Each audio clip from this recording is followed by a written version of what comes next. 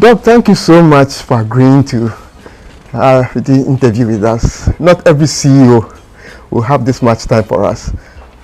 I'm sure if we want to say there's an award for the most down-to-earth CEO in Ghana, you will be the highest contender, don't you agree? I agree. It's all about humility. Yeah. Yes. And what you stand for in the society. Right. Yes, I wish everybody well, and that's why. I'm really happy to have you as a mentor and as a friend, always willing to welcome and to share your experience with us. Can you first of all just tell us briefly about who Nana Addo Agyekum or Dr. Michael Agyekum Addo is? Oh, okay. Thanks. Yeah. Simply, Nana Dr. Michael Agyekum Addo. It's a boy from Sushen near Koforidua in the eastern region of Ghana, who happens to be a pharmacist and opened his own business called Kama, and now another business called Mikado Holdings. He's a humble entrepreneur. He tries to make life worth living and by empowering the youth of the world. Right now, Nana Dr. Michael Agyekum Addo has celebrated his 70th anniversary in January 2020. Happy birthday. Thank you. So this year is a whole year of anniversary for which I want to leave legacies and to prove to Africans and Ghanaians in particular that they are living in paradise called Ghana. And so they should be happy and not to chase greener pastures anywhere than at home. That is Nana Dr. Michael Agyekum Addo. Right. Let's talk a little bit about your business. First, Kama. Kama is I think is the most popular, or was the most popular. Can you tell us what, about Kama and what the status is now? And yes, when I finished the university in 1977, I worked for a private company called Roseborn Pharmaceuticals in Kumasi. Okay. In 1986, I opened my own pharmacy, and I called it Kama Health Services. Kama means excellence in the Twi dialect. Kama, Kama, Kama.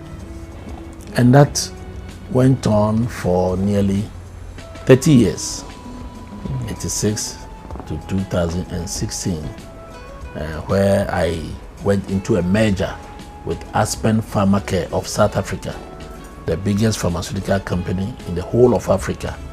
They are in 150 countries of the world.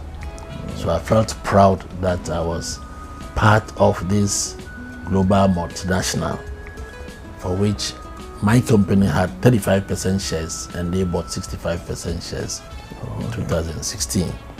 So I had to open my own other businesses because I'm still young and I'm still doing business. So I named this second company Mikado, whilst I have the interest at Kama Aspen Industries. So I believe that Mikado is now doing so well. Right. We're also going to manufacturing, wholesale marketing, and retail as well. I'm now into conferencing, serious conferencing. In the past, I used to have only one conference center. Now I have 4 conference centers, and it's so popular. I have 2 guest houses. I'm into farming, piggery and crops, maize and cassava and the rest in Kumasi. I have a clinic in Kumasi, employing 3 doctors. So Mikado is doing well. I also have a forex bureau. Yes. And I have the depots in Sunyani, Koforidua, Accra, Takoradi, and Tema. Okay. So Nana Dr. Michael Agyekum Addo is trying to help the economy of this country by being an astute entrepreneur. Okay. Yes. You mentioned that Mikado was into retailing and wholesaling of what? Pharmaceuticals. Pharmaceuticals, okay. And what about the Nana in the name? We knew you as doctor. Yeah. I believe that the society recognizes good people. So with my services to Ghana and to my area of New Dwabin traditional area, the Omahini Professor Emeritus Dasibre Utibwati recognized my efforts, my services to the community, and gave me a stool that is in Kabomuhine, Chief of Unity.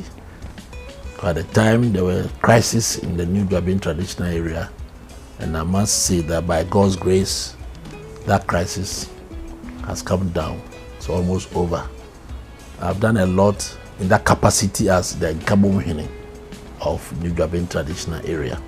Okay. Yes. When I went, the 12 of the chiefs had gone out, and so my job was to bring them back. And I'm happy to tell you that 11 came back and the last one died. So I'm really privileged to be with you alone in this room now.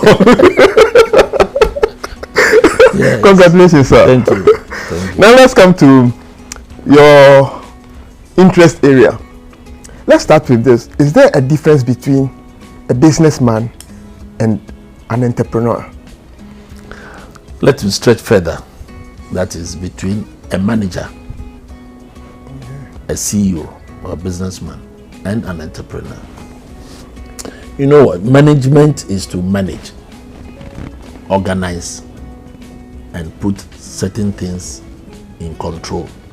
So you are managing, you are leading the business, you are leading the group of people, you are managing them, making sure that the decisions that you take are carried on by the people.